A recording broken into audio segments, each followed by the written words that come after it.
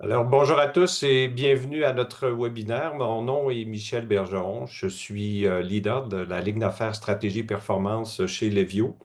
J'ai le plaisir d'animer ce webinaire sur comment assurer le succès de votre transformation avec l'approche OKR ou en bon français, là, objectifs et résultats clés.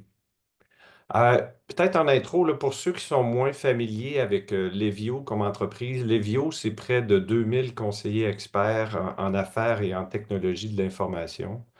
Et on a le privilège de supporter plus de 200 clients, essentiellement dans le segment entreprise, répartis sur 4 continents avec 11 bureaux sur ces 4 continents.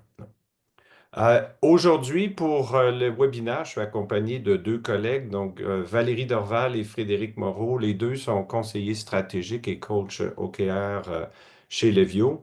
Et en fait, notre pratique d'affaires en OKR fait partie de la ligne d'affaires stratégie et performance, dont l'objectif principal est d'accompagner nos clients dans l'élaboration, mais surtout la mise en œuvre effective de leur stratégie. On va en parler un petit peu plus tard aujourd'hui. C'est une chose d'avoir des intentions stratégiques, mais c'est un défi de les mettre en œuvre. Et donc, notre pratique OKR est un des moyens qu'on s'est donné pour accompagner la réussite de nos clients. Le format du webinaire aujourd'hui est relativement simple. Valérie et Frédéric vont nous faire un exposé d'à peu près 17-18 minutes sur les notions d'OKR, puis le tout sera suivi d'une période de questions. Donc, sans plus tarder, je passe la parole à Valérie. Bonjour à tous. Pour introduire le sujet, voici une image de tempête. Les vagues sont hautes, le vent souffle dans toutes les directions, l'équipage doute de la route à suivre. Puis évidemment, il y a une chose qu'on remarque sur l'image, c'est que le capitaine, il sait où il s'en va. Pourquoi? Parce qu'il y a un cap, une boussole et un plan. Fait que je trouve que ça ressemble un peu à notre situation économique et politique qu'on vit en ce moment, avec puis les bouleversements technologiques qu'on peut vivre aujourd'hui. Puis évidemment, tout ça amène des changements de priorité. Donc, il y a deux solutions un peu qui s'ouvrent à nous dans ces cas-là. C'est que soit qu'on fait rien ou on prend une approche structurée et puis on utilise en fait l'approche OKR pour adapter et transformer nos ambitions en action. Fait que je trouve que cette image-là reflète bien notre situation actuelle, puis comment se mettre en action rapidement. Donc, dans le fond, ça l'amène vers deux objectifs qu'on va vouloir partager avec vous aujourd'hui lors de ce webinaire. C'est pourquoi les OKR sont encore plus pertinents aujourd'hui. Et puis, c'est quoi les nouveautés qu'on va retrouver par rapport à cette approche-là au niveau de sa mise en œuvre. Donc, je passe la parole à Frédéric. Oui, bonjour tout le monde. On va faire un petit rappel d'abord de quoi est-ce qu'on parle quand on parle des OKR. Donc, on est d'abord sur une méthodologie, en fait, un framework qui a pour seul objectif d'exécuter une stratégie, c'est-à-dire en s'appuyant sur les objectifs stratégiques d'une entreprise, mais ça peut être également une stratégie d'un produit, par exemple. Comment on va s'assurer qu'on va être capable, en fait, d'exécuter correctement cette stratégie. Donc, le haut d'objectif dans ce cadre de travail au KEA, on est sur du qualitatif, sur une destination qu'on veut atteindre. Le KEA, les résultats clés, sont les éléments quantitatifs qui vont permettre d'atteindre cet objectif. On va revenir sur des exemples par la suite, mais c'est l'introduction, on va dire, sur le modèle. Si on veut rentrer un peu plus dans le détail sur la stratégie, comment est-ce que ça s'inscrit en fait dans une stratégie d'entreprise, les OKR? Donc, toute stratégie, en fait, part d'une mission, d'une organisation qui se décline dans une chaîne de valeur, un modèle d'affaires qui doit être exécuté. Et puis, on réalise des stratégies d'entreprise pour justement s'assurer d'abord, d'une part, qu'on a bien tous les moyens pour opérationnaliser ce modèle d'affaires. Donc, on a les opérations d'un côté.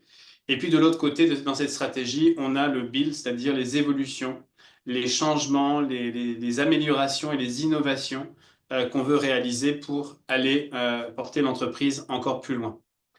Donc, le framework OKR, qui a la même particularité qu'au niveau des KPI d'inclure en fait des métriques, s'applique vraiment uniquement au domaine de l'évolution. Dans les opérations, ce sont les KPI qui dominent, les KPI étant vraiment faut les voir un peu comme des indicateurs de santé d'une organisation. Donc, les indicateurs financiers, d'autres types d'indicateurs qui permettent de s'assurer que le système fonctionne adéquatement. alors que les OKR sont les objectifs de progression. Donc, tout ceci, bien entendu, OKR, KPI sont vraiment les deux éléments clés d'un tableau de bord, j'ai envie de dire, d'une entreprise. C'est-à-dire qu'on veut d'une part s'assurer que les indicateurs de santé sont toujours au vert et d'autre part qu'on est capable justement de faire évoluer l'entreprise au travers des objectifs qu'on s'est fixés. Tout ça se retrouve bien entendu à être livré par différentes équipes, donc se rentre dans les activités, dans un portefeuille, des feuilles de route, et puis les activités des équipes qui vont englober à la fois le volet opération et le volet évolution de la stratégie. Valérie, je pense que je te laisse la suite. Fait que pourquoi que les OKR sont plus importants que jamais? Bien, quelques statistiques, dans le fond, toujours intéressant de faire ressortir. Donc, dans le fond, on dit que 48% des organisations échouent à atteindre leur objectif stratégique. Il y a aussi 61% des exécutifs qui disent que, dans le fond, il y a un écart entre la stratégie et l'exécution. Puis aussi, ce qu'on dit, c'est que 47% des employés ne savent pas ou ne connaissent pas la communication de comment on suit finalement la stratégie d'exécution au travers de l'entreprise, dans l'organisation, pardon. Donc, c'est quand même assez fascinant comme statistique. Il y a vraiment un écart entre la stratégie et l'exécution. Il y a un gros gap. Puis dans le fond, notre webinaire ici, dans le fond, vient dire que pour combler ce gouffre qu'il y a entre la stratégie et l'exécution, c'est que ce qu'on conseille, c'est d'utiliser l'approche OKR qui va aider, dans le fond, à combler ce gouffre-là. Donc, vous voyez la partie stratégie, la partie exécution. Puis pourquoi ça permet de remplir ce gouffre-là? Bien, parce que ça crée un alignement, ça crée de la clarté au travers de l'ensemble des entreprises à tous les paliers de l'organisation, allant du stratégique, aller jusqu'à ceux qui sont sur le terrain. Et c'est ce lien de communication-là que ça permet de faire parce que les objectifs sont clairs, les résultats clés sont clairs et c'est clair pour tout le monde. Qu'est-ce que on attend d'eux, en fait. Donc, pour passer à la prochaine slide, je laisse la Oui. parole à Frédéric. C'est ça. Donc, maintenant, la question, c'est pourquoi est-ce que les entreprises adoptent les OKR? Alors, on est très familiarisé avec les exemples de Google, Intel, Spotify, tous ces gens-là. Mais bien entendu, il y a beaucoup plus d'entreprises, d'organisations publiques et privées qui utilisent ce framework. Il y a plusieurs bénéfices principaux qu'on vous présente ici. Celui sur lequel je vais m'arrêter un petit peu plus, c'est le premier, cette notion d'alignement sur les objectifs de l'organisation. Souvent, ce qu'on entend, parce que Valérie et moi sommes en fait en implémentation de cette approche sur le terrain, donc l'élément qui est très très fréquent dans nos approches, dans nos interventions, c'est le manque d'alignement, le désalignement, on va dire, entre une stratégie d'entreprise à très haut niveau et ce qui se passe au niveau des équipes, donc l'exécution. Les équipes, en fait, n'ont pas le sentiment de faire bouger les aiguilles qui sont les aiguilles attendues au niveau de l'organisation. Donc, le framework OKR va avoir cette capacité, ce bénéfice, en fait, à aligner, pas juste à aligner, mais en termes de priorisation, c'est plus que de la priorisation, c'est ce que j'appelle ça du triage. Tout ce qui ne rentre plus dans les objectifs et les résultats clés, donc tout ce qui ne fait plus bouger les aiguilles, va être vraiment dépriorisé, mis de côté, pour s'assurer qu'on va assurer en fait une bonne exécution de la stratégie avec vraiment le minimum d'efforts pour le maximum de résultats. Hein, en ce moment, on entend beaucoup les entreprises être dans des démarches en fait d'optimisation. On veut faire plus avec les mêmes ressources. Comment est-ce qu'on fait ça? Ben, on est obligé d'éliminer en fait certains projets. Et les OKR sont une approche, bien entendu, qui va directement répondre à ce contexte-là. Donc ça, c'est pour les bénéfices. Si ensuite, on passe en fait à l'approche, parce que sur la slide suivante, en fait, ce qu'on va voir en effet, c'est que en 2025, contrairement à ce qui s'est passé dans les années précédentes, parce que, petit rappel quand même, l'approche OKR a près de 50 ans. Donc la question qu'on peut se poser, c'est qu'est-ce qui a changé en fait dans l'approche OKR par rapport à ce qui a été fait au début chez Intel? Ben, je dirais que aujourd'hui, on parle en fait de framework, on parle de méthodologie OKR, alors que par le passé, on parlait davantage d'une approche. Ça veut dire quoi? Ça veut dire qu'aujourd'hui, on a appris énormément des échecs des entreprises qui ont voulu appliquer les OKR et qui n'ont pas réussi, parce que il y a beaucoup d'entreprises aussi qui ont essayé et qui ont arrêté, qui n'ont pas réussi. Donc, il faut savoir en fait quels sont les défis que l'on peut rencontrer dans l'implémentation des OKR et en quoi la méthodologie plus rigoureuse qu'on a aujourd'hui permet justement d'adresser ces points-là de manière beaucoup plus efficace. Donc là encore, je ne vais pas rentrer dans tous les exemples ici de défis qu'on peut rencontrer sur la route. Le premier me semble quand même le plus important, c'est l'ambiguïté, à savoir le fait de distinguer en fait entre les OKR, les KPI, des livrables. Il y a un travail en fait d'éducation qui est à faire en amont. C'est important en fait de distinguer ces différents éléments parce que ça va être exécuté et ça va être suivi différemment. Donc, même si au final, ça va rentrer dans le même tableau de bord, on veut vraiment distinguer ces différents éléments. Donc ça, c'est un des défis majeurs. Comment est-ce qu'on peut, je vais le dire avec d'autres termes, désolé, je vais revenir un petit peu en anglais, mais on distingue aussi avec les OKR tout ce qui est input, output, outcome.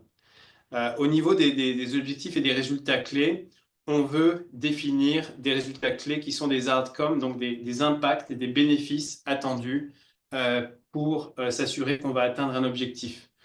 L'input, c'est l'effort qu'on va mettre pour réaliser l'activité et l'output, c'est par exemple, on a réalisé des ateliers pour définir notre planification stratégique. Output, on a un plan stratégique pour l'année. Outcome, c'est les résultats justement de l'exécution de cette stratégie. Donc voilà un petit peu les défis, les principaux défis en fait qu'on rencontre aujourd'hui. Maintenant, je vais laisser Valérie vous expliquer justement comment est-ce qu'on adresse cet élément-là. Donc, dans le fond, la nouvelle approche qu'on recommande, qui est gagnante, elle vient d'un collectif international. On est plusieurs coachs OKR à mettre nos talents ensemble, à mettre notre intelligence collective ensemble pour en ressortir des éléments gagnants, des nouvelles approches qui permettent d'implanter l'approche de façon vraiment là, efficiente. Donc, la première chose, c'est, vous voyez dans les défis, on disait que l'approche Bing Bang, c'était pas l'approche idéale. Évidemment, on aime mieux découper en plus petits morceaux, faire que l'éléphant n'est pas trop gros à manger en même temps. Il y a quand même des humains derrière, c'est un gros changement. C'est important d'y aller progressivement. Il y a plus de chances de succès. Et après ça, ben, une fois qu'on a des succès, ben, on est capable d'étendre l'approche à l'échelle dans l'entreprise un peu plus facilement parce qu'on va avoir des succès à l'appui. Donc, ça, c'est le premier élément à considérer, d'avoir une intégration progressive de l'approche. L'autre élément, c'est que c'est une approche qu'on dit agile dans le sens où on apprend au travers de la mise en place du processus. Pourquoi? Parce qu'on va faire des rétrospectives, parce qu'on va se questionner à savoir si le processus est bien réalisé ou non. On va se questionner sur qu'est-ce qu'on peut améliorer, etc., etc. Donc, là, je parle ici d'amélioration continue. Donc, il y a des apprentissages. Alors, ça, c'est super important de considérer ça dans l'approche. On devient plus mature au fur et à mesure qu'on s'exerce. C'est un peu comme n'importe quoi. C'est en forgeant qu'on devient forgeron. Donc, voilà. Et l'autre élément, c'est beaucoup plus de rigueur au niveau du suivi. Donc, c'est beau de définir des objectifs et des résultats clés. C'est la partie la plus facile. Mais la partie la plus difficile, c'est d'avoir une rigueur dans son suivi, donc de mesurer à une fréquence X, puis d'avoir de la rigueur là-dessus. Et de s'assurer qu'on a le data aussi, de la donnée qui va permettre de constater si l'aiguille bouge suffisamment dans le bon sens ou non, et de prendre les actions nécessaires pour s'assurer d'atteindre nos ambitions en termes d'objectifs. Donc, une cadence serrée, c'est super important aussi. L'autre élément, c'est qu'il faut aussi qu'il y ait des rôles clés qui soient exercés là, dans la mise en place de cette approche-là. Pourquoi? Bien, c'est comme un projet. Un projet a un parrain ou un sponsor qui, lui, va s'assurer là, que, dans le fond, s'il y a moindrement des parties prenantes qui ne sont pas à l'aise avec ça, il va pouvoir, dans le fond, arrimer tout le monde. C'est lui qui a à cœur que, dans le fond, cette approche-là soit implantée. Donc, c'est comme sur tout projet, pour les conditions de succès, ça prend un parrain. Ça prend aussi un genre de gestionnaire de projet, si on peut dire, qui va s'assurer de mettre en place le processus. Puis ça prend quelqu'un qui va battre le tambour et qui va s'assurer, dans le fond, que les rencontres soient faites à un moment X dans lequel on va mesurer, qu'on va constater si l'aiguille bouge ou non, et puis qu'on va mettre en place un plan d'action pour redresser la situation ou modifier les OKR si besoin, parce qu'ils auront été surévalués, sous-évalués, peu importe. Donc, très dynamique comme approche. L'autre chose aussi qui est importante, puis ça, c'est de la gestion du changement, c'est qu'il faut utiliser les processus, les outils, la gouvernance actuelle le plus possible pour pas que les gens voient ça comme quelque chose de nouveau, mais quelque chose qui est intégré dans leur processus actuel, leurs outils actuels. Donc, je donne un exemple. Donc, s'il y a déjà un outil qui est utilisé dans l'entreprise qui peut servir de tableau de bord, de suivi, on ne va pas aller en implanter un nouveau, on va prendre celui-là le plus possible, puis on va intégrer quelque chose, on va intégrer les OKR au travers de tout ça. S'il y a une gouvernance déjà en place dans laquelle les gens se rencontrent, dans lesquels ils mettent en commun certains éléments de suivi déjà pour d'autres choses, comme des projets, de la reddition quelconque, bien, utilisons ces tribunes-là qui existent déjà à l'agenda des gens pour intégrer le concept de suivi d'OKR. Donc, c'est ça qu'on veut dire par là. Fait que ça va faciliter le changement, ça va faire moins de résistance aussi, donc c'est super important. L'autre élément, bien là, je l'ai déjà intégré, le concept de gestion du changement, mais de façon globale, comme on change les façons de faire, les gens ne sont pas habitués, bien, d'avoir une saine gestion du changement, c'est vraiment un élément clé de succès à considérer là, dans le plan là, pour la mise en œuvre efficace de l'approche OKR. Voilà pour cet aspect-là. Fait qu'en termes d'exemples concrets maintenant, c'est toujours important d'avoir une idée de ce que ça peut représenter un objectif puis un résultat clé. Donc ici, l'exemple qu'on donne, c'est relié à l'efficience. Donc, généralement, on va retrouver ça beaucoup dans le contexte aujourd'hui, là, où on veut faire plus avec moins. Donc, on veut optimiser les processus d'affaires. Fait que la première chose qu'on fait, c'est qu'on veut, dans le fond, un résultat clé qui est mesurable, avec quantifiable, mesurable. Donc, on va toujours dire, bon, je veux réduire, par exemple, le temps de traitement des tâches administratives de 30 d'ici la fin du trimestre. Donc, c'est clair, c'est un résultat clé qui est dans le temps, fait qu'on peut le mesurer facilement. Puis le premier, on dit qu'on veut réduire le temps de traitement. Pourquoi? Parce qu'on va commencer à optimiser, à simplifier un processus avant de l'automatiser. Fait que là, ça m'amène au deuxième résultat clé qui, lui, dit, je vais automatiser 5 processus manuels d'ici la fin du semestre, du premier semestre. Puis une fois que ça, c'est fait, c'est qu'au bout du compte, ce qu'on veut, c'est vraiment réduire le temps de cycle du processus de 20 là, c'est un chiffre comme ça, d'ici la fin du semestre. Donc, dans le fond, vous voyez là que c'est des résultats clés, ce qu'on appelle des outcomes, qui s'assurent qu'on va créer de la valeur. Donc, au bout de ça, on va avoir un processus optimisé. Fait que c'est ça qu'on va mesurer. Donc, si on voit qu'on n'atteint pas notre objectif, ben, on va faire les actions, c'est-à-dire qu'on va remettre en question les actions qu'on fait pour se demander, à taper, c'est ce qu'on a fait précédemment, c'est peut-être pas la bonne chose. Donc, il faut revoir nos actions pour s'assurer d'atteindre les résultats clés qui sont ici. Et c'est ça, le fait que tout le monde, à partir des exécutifs, qu'on sait que c'est une priorité d'entreprise, l'efficience, ça descend à tous les niveaux. Donc, il y a une communication qui est hyper importante entre tous les paliers de l'organisation, dépendamment, c'est quoi la portée, évidemment, de son implantation. Mais c'est ça qui permet d'avoir des communications bidirectionnelles et s'assurer que sur le terrain, les gens comprennent exactement ce qu'ils doivent faire et ça assure que justement, ça rallie dans le fond la stratégie et l'exécution. Donc ça, c'est un exemple concret de comment on articule le tout, puis qu'on communique au travers de l'organisation. Donc, On est rendu aux questions-réponses. oui. Merci Valérie, merci Frédéric. Peut-être juste un petit rappel, là, il y a une fonctionnalité questions-réponses dans le bas de l'écran sur la plateforme WebEx. Ceci dit, on a quelques questions qui sont rentrées. La première, combien de temps dure un cycle OKR là, dans sa mise en œuvre actuellement? Je veux, je veux désigner, ou bien Valérie, tu y vas? Ouais, je peux y aller. Généralement, on va y aller avec un trimestre. Donc, généralement, on va entre 2 et 4 semaines. C'est là où on va vouloir mesurer. On se laisse quand même un peu de temps là, avant de commencer à mesurer. Donc, après un mois, ben, on va constater si l'aiguille bouge ou bouge pas. Puis là, ça nous permet d'apprendre.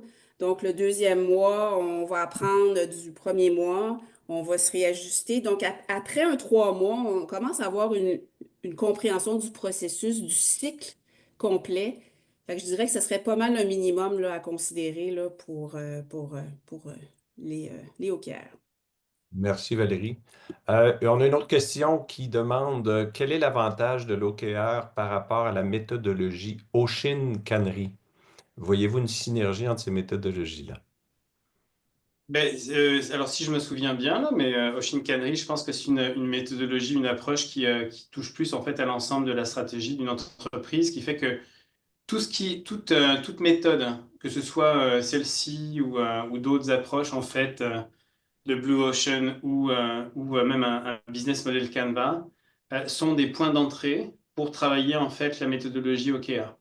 Parce que les OKR débutent en fait à partir du moment où vous avez défini en fait votre stratégie en amont.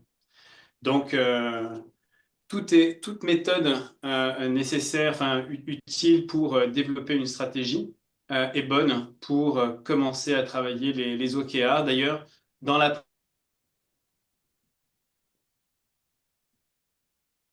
Oh, on a un petit défi avec Frédéric. On va se donner, on va laisser l'Internet revenir pour Frédéric. Valérie, j'ai une autre question. Combien ça coûte et combien de temps ça peut prendre de mettre en œuvre des OKR? En fait, on va suggérer Valérie? d'avoir une ressource. Ah, Frédéric est revenu. Oui, On va je l'ai. suggérer d'avoir une ressource qui va venir accompagner sur le terrain l'entreprise qui veut, dans le fond, implanter cette approche-là. C'est pas quelque chose à temps plein, peut-être à raison de 20 heures semaine. On parlait d'un 3 mois tantôt pour faire le cycle complet. Fait que je dirais un accompagnement là, de 3 mois à peu près. Puis après ça, on pourra voir, dépendamment de l'envergure et tout, si on peut faire plus de temps. Mais je dirais qu'un minimum, ça serait 3 mois avec une ressource qui vient, dans le fond, s'assurer que l'approche est bien mise en place, qui va conseiller sur le terrain s'il y a des directions différentes à prendre ou des ajustements à faire, puis s'assurer que les bons principes sont mis en place. Donc voilà. Merci Valérie. Euh, Tiens, une question pour Frédéric. C'est quoi le niveau d'adoption des OKR au Canada, Québec, si on compare même par rapport à d'autres marchés? Bon, il y a pas d'études spécifiques là-dessus, mais ce qu'on sait, c'est que bon, d'abord, les États-Unis sont très consommateurs, très utilisateurs en fait des OKR. C'est le marché le plus mature. Bon, l'approche a été aussi issue de la compagnie Intel dans les années 70, donc c'est un petit peu une conséquence aussi. Au Canada, il y a bien entendu des entreprises qui appliquent en fait les OKR, entreprises publiques et privées de manière moins intensive, on dirait moins fréquente qu'aux États-Unis. Et le Québec semble un petit peu en retrait, un peu en retard par rapport au reste du Canada dans l'application de l'approche, même si Valérie et moi-même, on travaille acharnement, ardemment pour justement développer l'approche qui est utilisée aujourd'hui dans de nombreuses entreprises publiques et privées, même au Québec. Donc, au Québec, je dirais que c'est une approche qui est en émergence encore. Au Canada, qui nécessite encore probablement une plus grande émergence que ce qui existe actuellement, si on veut se comparer avec les États-Unis. Merci Frédéric. Donc, le temps file, on arrive à la toute fin de la présentation. Peut-être juste en sommaire, puis Frédéric l'a présenté tout à l'heure, plusieurs organisations sont déjà très familières avec les cadres de gestion de performance là, de KPI plus formels.